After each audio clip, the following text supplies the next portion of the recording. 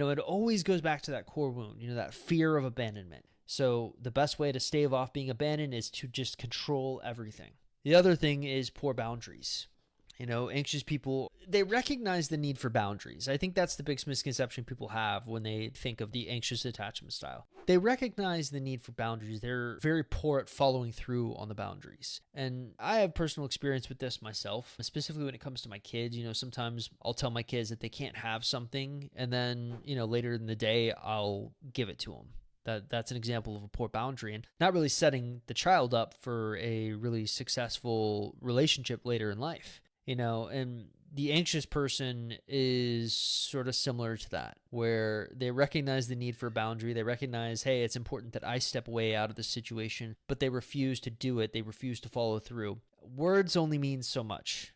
Eventually, action does need to come and take precedence. And then there's the reactivity aspect. You'll see often with anxious individuals that they have these really extreme emotional reactions to other people's thoughts or feelings. They'll often take things very, very personally, even if it's not really about them. And that can be difficult, but we're talking about extremes here. And usually if you're dealing with extreme situations like a breakup, it gets even more wild from one side to the next.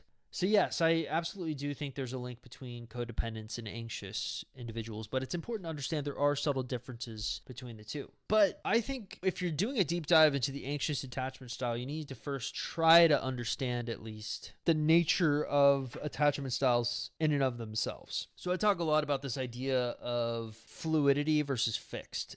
A lot of times when you meet someone who believes they have a working knowledge of attachment styles, one of the biggest misconceptions that you have to almost help them unlearn is this idea that attachment styles are fixed, that because you grew up in a difficult environment and you have an anxious attachment style, you will always be anxious. And that's simply not true. In fact, probably one of the most wild things about attachment styles, and it's actually one of the things that for me make it one of the best practices to study to help you understand why someone's doing something, is this idea that every single pairing, no matter the attachment style, no matter secure, no matter insecure, will always have this interesting chemical reaction. So that idea of using chemistry to explain, how you feel about someone is really apt. And I don't think it was a conscious decision. It's hard to figure out and go back, hundreds of years to figure out where it kind of originated from. But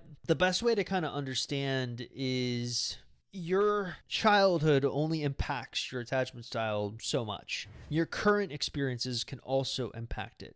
So if you have a death in the family, obviously that can negatively impact it, make you more insecure.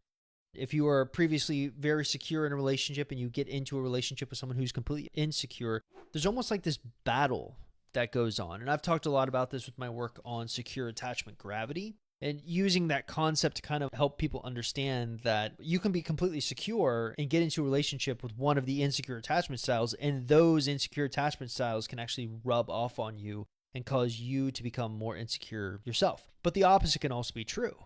You can be completely secure and get into a relationship with someone who's insecure, and that insecure person can learn from watching how you handle issues. And so I thought it'd be really interesting to take a look at the anxious attachment style. So we've kind of already established that the anxious attachment style pushes people away, not by design, but there's a self-fulfilling prophecy at work here. So I wanted to help you see what this battle that goes on from an attachment style perspective is if an anxious attachment style gets into a relationship with a secure person, if they get into a relationship with an avoidant person, if they get into a relationship with another anxious person, and finally if they get into a relationship with a fearful avoidant person.